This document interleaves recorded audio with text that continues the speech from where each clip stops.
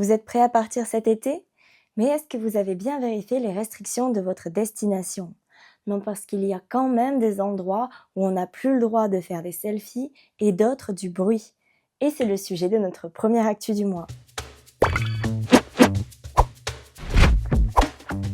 Bienvenue dans votre rendez-vous d'actu culturel et touristique signé Air Magazine, un format mensuel pour mieux voyager et dénoncer les travers du surtourisme. Restez jusqu'à la fin pour découvrir nos recommandations culturelles liées au voyage.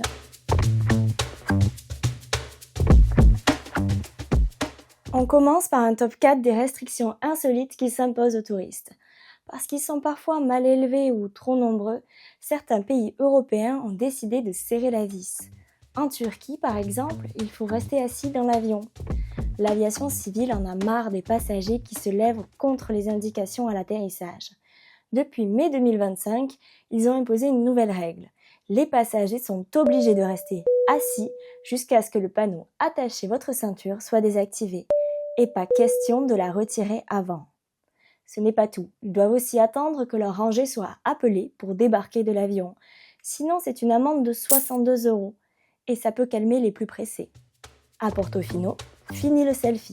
Vous êtes peut-être passé à côté de l'info, mais depuis 2023, Portofino, le charmant village de pêcheurs italiens, a pris des mesures drastiques pour lutter contre l'afflux de visiteurs qui posent pour des selfies. Avec moins de 400 habitants, Portofino attire parfois plus de 10 000 touristes, ce qui a tendance à créer des embouteillages. Si vous gênez la circulation avec une simple pose photo dans certaines zones, cela peut maintenant vous coûter jusqu'à 275 €. Donc, circulez s'il vous plaît. En Croatie, il faut faire moins de bruit, enfin, plus spécifiquement sur l'île de Hvar, qui a longtemps été synonyme de fête. Maintenant, les autorités locales font tout pour un retour au calme. Il y a 3 mois, elles ont pris des mesures anti-bruit. Les bars et les boîtes de nuit sont visés avec une limitation à 85 décibels pendant l'été, l'équivalent d'un restaurant bruyant. Cette mesure, qui affecte surtout les clubs de plein air, va sûrement changer l'ambiance de l'île. Vous êtes prévenus. Et Amsterdam aussi veut décourager les fêtards. La ville mène une campagne baptisée « Stay Away ». Fumer du cannabis dans la rue est désormais interdit dans le quartier rouge. Les bars ferment plus tôt. Les fêtes en bateau sont elles aussi soumises à de nouvelles règles concernant le bruit et la consommation d'alcool. Bref, le message est clair. Respectez la ville ou abstenez-vous de venir. Ces 4 restrictions montrent bien une chose. Pour continuer à voyager librement, les touristes vont devoir revoir certaines habitudes.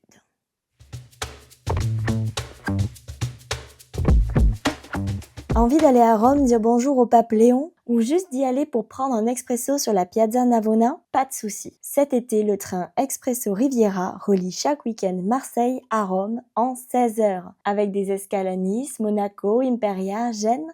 Et le petit plus, c'est qu'on longe la splendide Riviera. Adapté au petit ou grand budget, le train propose des compartiments de 4 couchettes convertibles en sièges et des voitures-lits.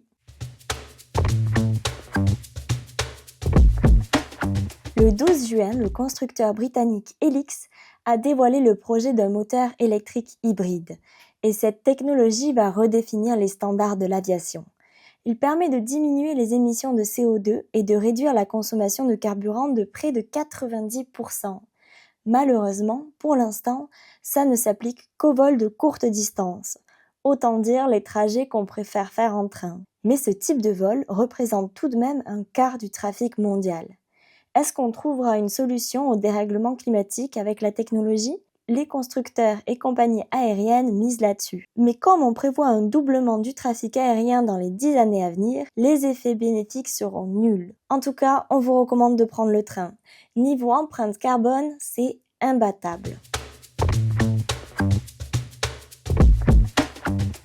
Pour la 2e année consécutive, Copenhague propose le CopenPay pour l'été. C'est un programme qui permet aux visiteurs de gagner des récompenses en échange d'un voyage bas carbone. Si vous arrivez en train ou voiture électrique, vous aurez droit à des locations de vélos gratuites, des cours de yoga et des prix réduits sur des attractions comme le château de Kronborg. Pour cette édition, il y a désormais 90 attractions qui participent à l'opération. Et CopenPay, c'est jusqu'au 17 août, alors profitez-en! Depuis plus de 20 ans, notre photoreporter Christophe Mijon fait des reportages au Canada. Carnet de notes en poche et Nikon autour du cou, il éprouve toujours autant de plaisir. Aurore boréale, forêt acadienne, lacs sauvages, il a tout vu et il ne s'en lasse pas. Cet été, une sélection de ses photographies est exposée à la Maison des étudiants canadiens à la Cité universitaire à Paris. C'est tous les jours et c'est gratuit. Et du 25 au 28 septembre, l'expo sera au Water Trip Festival à Montpellier. Vous pouvez retrouver un portfolio de l'expo dans le numéro 71 de Air Magazine. Il est disponible dans les kiosques et sur notre site dès le 2 juillet.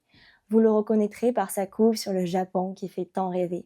En attendant, je vous recommande de vous abonner pour suivre nos actualités voyages et découvrir nos prochains podcasts. Quant à moi, je vous mets en description tous les liens utiles. D'ici là, profitez de la vie et restez curieux.